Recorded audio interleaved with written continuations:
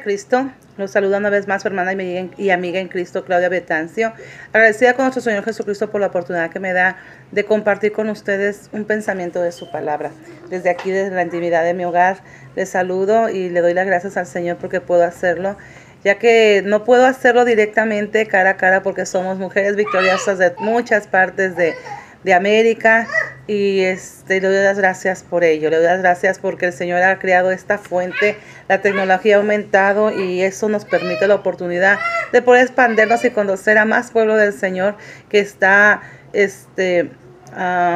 pues no puedo decir regado, pero sí que está expandido, se ha extendido en muchas partes del mundo. Y pues gloria al Señor que este medio nos ha acercado, nos ha permitido conocernos a veces con unos cara a cara por medio de estos medios de videos, videollamadas, y a otras con fotografías, y a otras con únicamente escuchar su voz. Pero sea cual sea, como nos hayamos conocido, lo importante es que conocemos y glorificamos a aquel que conoce nuestras almas, nuestros corazones, que es nuestro Señor Jesucristo, y que es por el motivo que estamos unidas.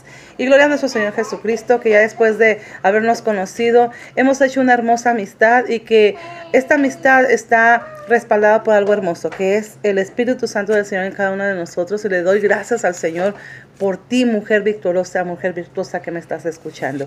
Es el tiempo de la perlita. La perlita, ¿por qué? Porque la palabra es la perla más valiosa que puede haber, la palabra de Dios. Y gloria al Señor porque tenemos acceso a ella, podemos entrar confiadamente a poder escudriñar la mente de Dios, que es aquí por medio de su palabra. La Biblia no es un libro más, sino que es la mente de Dios plasmada en letra, para que nosotros tengamos la oportunidad de saber, de conocer un poquito o un mucho, dependiendo de cómo nos profundicemos con el Señor, de lo que es su palabra. Y le doy gracias a nuestro Señor Jesucristo. Les voy a invitar a que ignoren los ruiditos, los pasitos que escuchan allá, los ruiditos de vez en cuando. Tengo a mi nietecito y a mi sobrina aquí conmigo. Y pues gloria al Señor porque me permite también tenerlos y gozar de su presencia. Y pues gloria a mi Cristo. Vamos a empezar. Las invito a que abran conmigo la Biblia en el libro de Josué, capítulo 7, versos 12 y 13. Josué 7, versos 12 y 7. Y la palabra se lee tal y cual está escrita, en el nombre de nuestro Señor Jesucristo. Por esto los hijos de Israel no podrán hacer frente a sus enemigos, sino que delante de sus enemigos volverán la espalda, por cuanto han venido a ser anatema. Ni estaré más con vosotros, si no destruyereis el anatema del medio de vosotros. Levántate, santifica al pueblo y di: santificaos para mañana, porque Jehová, el Dios de Israel, dice así: anatema hay en medio de ti, Israel. No podrás hacer frente a tus enemigos hasta que se hayan quitado el anatema del medio de vosotros. Voy a repetir el verso 13. Levántate, santifica al pueblo y di: santificaos para mañana, porque Jehová, el Dios de Israel, dice así: anatema hay en medio de ti, Israel. No podrás hacer frente a tus enemigos hasta que hayáis quitado el anatema del medio de vosotros. Amantísimo Padre Celestial, mi alma te alaba y te glorifica, Padre eterno misericordioso. En este momento me dirijo al trono de tu presencia para alabar y glorificar tu santo y bendito nombre y darte las gracias. Gracias por tu amor, gracias por tu misericordia. Te pido, Señor, que tú que moras en mí, mi amado Jesucristo, por medio de tu Santo Espíritu, seas tú hablando con denuedo, Señor, por medio de este vaso. Que yo sea un vaso únicamente de honra para ti, Padre Celestial, que lleve la palabra, Señor, y que ya que la ha recibido, Padre, también la comparta con todo aquel, Señor, que disponga su corazón. Prepara esos corazones, Señor Jesucristo, para que se reciba la palabra y sea, Señor, dando fruto al 30, al 60 y al 100 por uno, según tú quieras que se haga, Señor, con el propósito que es enviada esta palabra. Gracias por tu amor, gracias por tu misericordia, gracias por hablar a mi vida, Señor, y confío plenamente que hablarás a todo aquel que está escuchando. En el nombre de Jesucristo. Amén. Aleluya. Gloria a Dios. En este capítulo 7 del libro de Josué, el encabezado dice: el pecado de Acán. Les voy a invitar a que ustedes, en lo individual, en lo particular, se tomen su tiempo para que lean este capítulo. Es muy interesante, muy importante y hasta vital para nuestra vida. Cuando nosotros decimos conocer a nuestro Señor Jesucristo, lo más importante no es decir que lo conoces, sino realmente buscarlo por medio de la palabra, que es la Biblia. que nos enseñe, nos conduce realmente a cómo conocerlo. Desde el Antiguo Testamento, desde Génesis hasta el Nuevo Testamento, finalizando con Apocalipsis.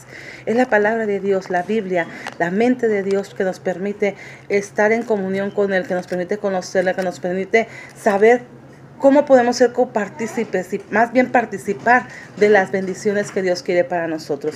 En este verso del capítulo 7 de Josué, es muy importante porque ya habían pasado Jericó, ya habían derribado las murallas, ya habían escuchado cómo el corazón de todos los de Jericó había desfallecido con el simple hecho de conocer que venía el pueblo de Israel. Ya había escuchado la historia de cómo había pasado por medio del desierto y derrotado a los egipcios por medio de Moisés.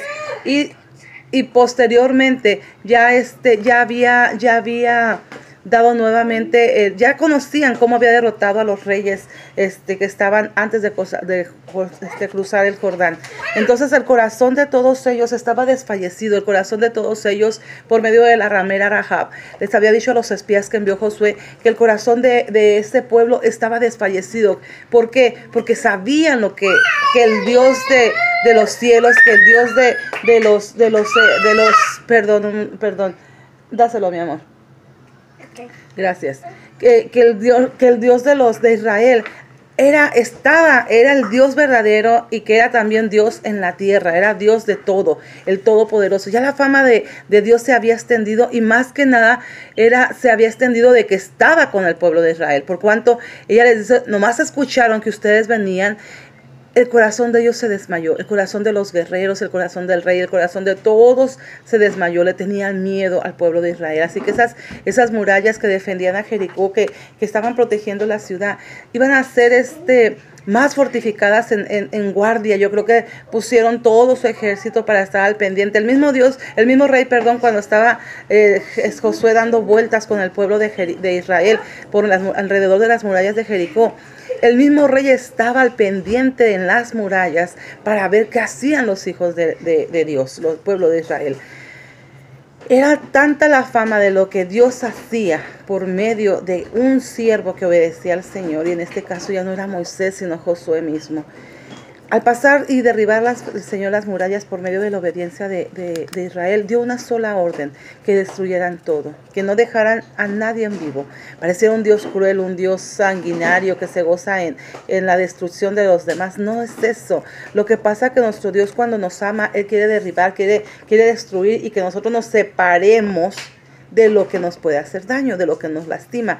En este caso, la separación del hombre por medio del pecado, nuestra condición humana, hace que estemos destituidos, quitados por completo de la gloria del Señor. Pero qué hermoso es conocer y saber que el pueblo de Israel, que somos ahora nosotros tipo y figura, viene a ser ese olivo injertado, esa rama injertada en el olivo para darnos vida, y no darnos cualquier vida, sino vida en abundancia. Entonces es muy hermoso entender cómo el Señor, que es limpio, que es puro, que sabe lo presente, lo pasado y lo porvenir, lo que quiso hacer aquí, volviendo otra vez con el pueblo dirigido por Josué, lo que Él quiso hacer y quería hacer era, al destruir todo lo que había en Jericó, era porque estaba lleno de maldad, estaba lleno de pecado. Iban a ser sus enemigos, era del anatema, o sea, del mismo diablo. El Señor lo reprenda. Era algo, gracias amor, era algo que era del mismo Satanás. Entonces el Señor quería que se quitara por completo, que se destruyera todo por completo. Era únicamente tomar posesión de ese territorio, pero no de lo que había, tipo y figura que nosotros estamos en el mundo, pero ya no somos del mundo, no tenemos que participar de las cosas que hay en el mundo. El Señor muy hermosamente, cuando hizo la oración, dijo: Padre, te ruego que no los quites del mundo, sino que los guardes del mundo. ¿Por qué? Porque todo lo que hay en el mundo que aparta del Señor es del anatema, es de Satanás. El Señor lo reprenda. Y el Señor quería limpiar al pueblo de Israel y purificarlo. Pero aquí dice el pecado de Acán, es el encabezado de este capítulo. Cuando Josué va nuevamente a que se peleara ahora contra el pueblo de Ai, el Señor ya les había dado una victoria muy grande antes de cruzar el Jordán, con los reyes que estaban del otro lado del río. y les había dado una batalla, una victoria muy grande a derribar las murallas de Jericó. Pero ellos ya estaban confiados.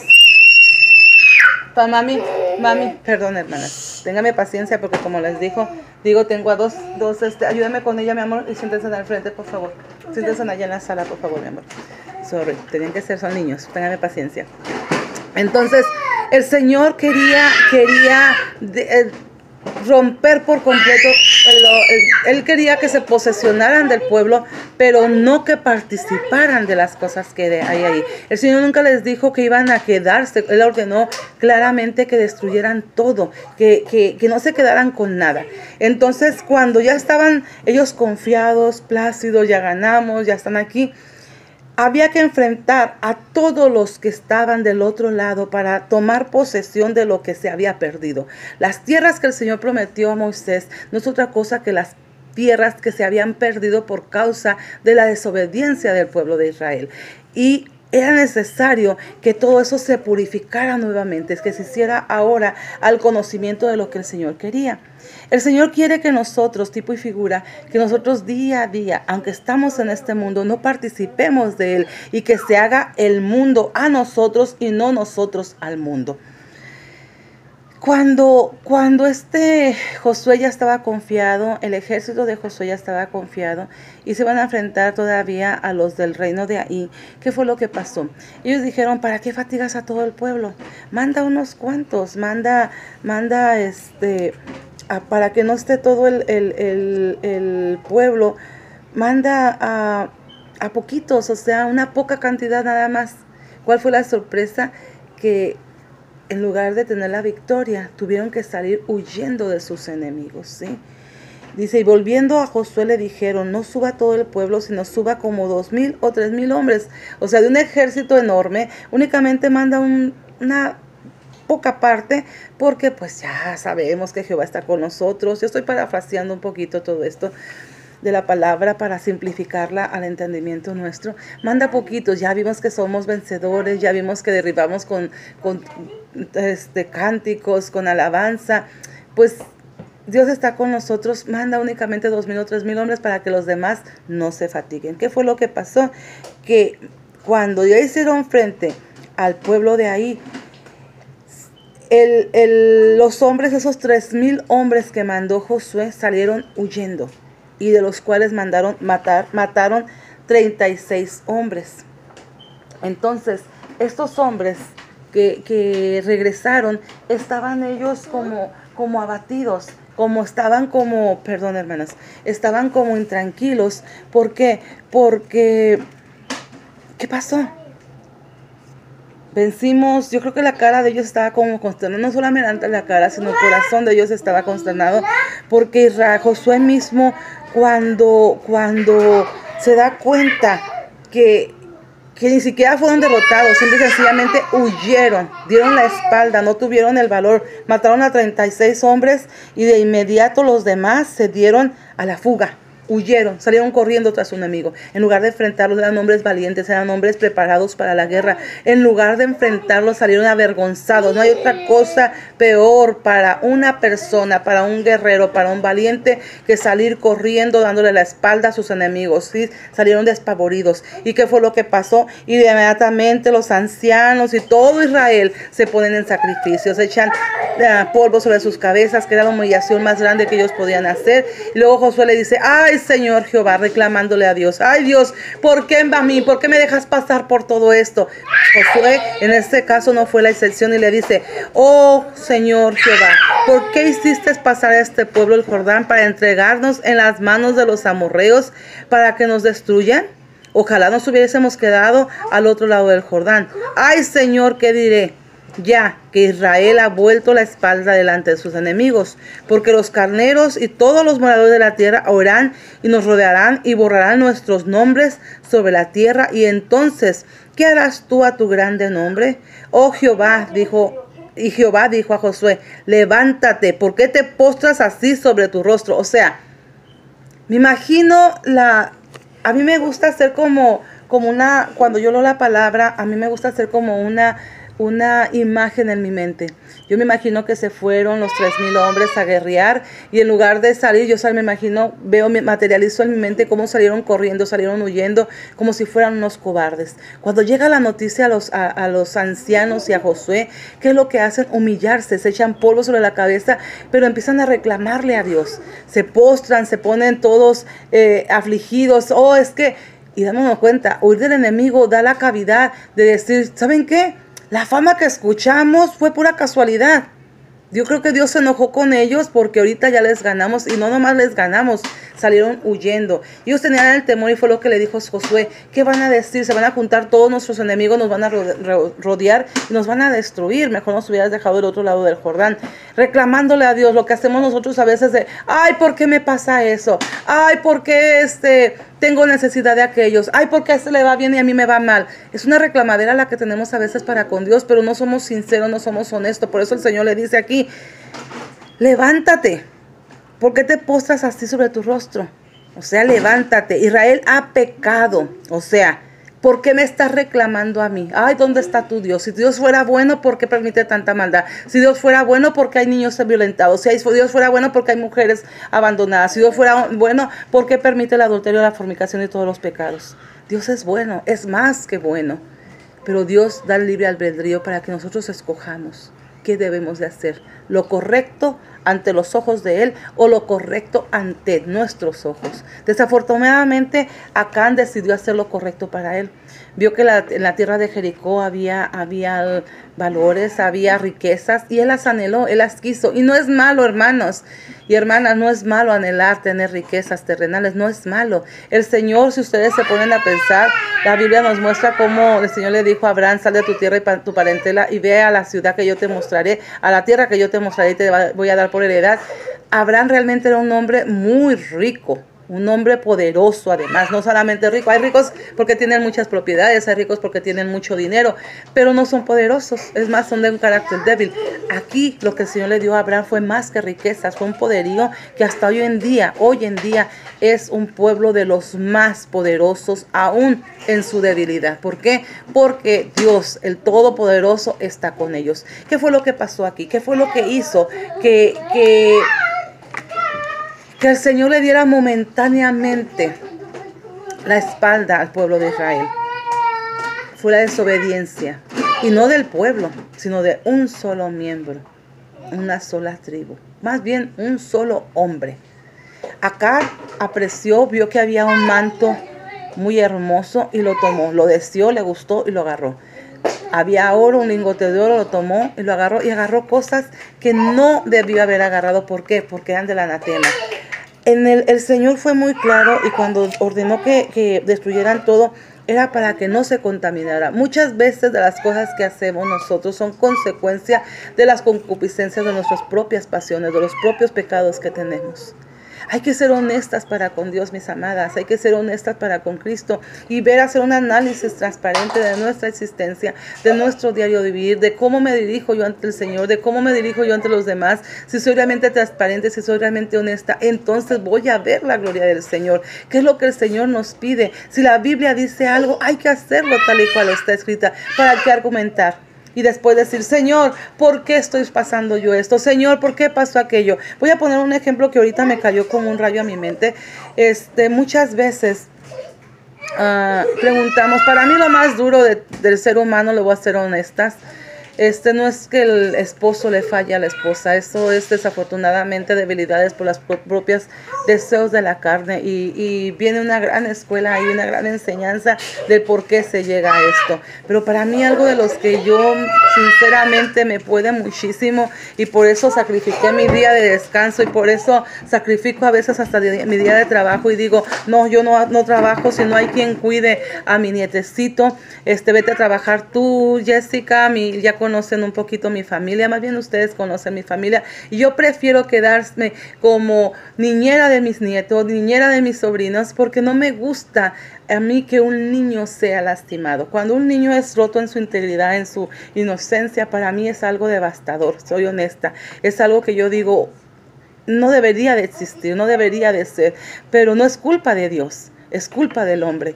Y bueno, yo cuido muchísimo cómo se viste un niño, cómo se viste una niña, porque si la palabra de Dios me dice que la fe viene por el oír y oír de la palabra de Dios, y que debemos de cuidar nuestros ojos porque son las ventanas de nuestra alma, también debemos de tener sinceridad a que si nuestros ojos ven algo, lo anhelan, ¿sí? Lo van a llevar al cabo, sea bueno o sea malo.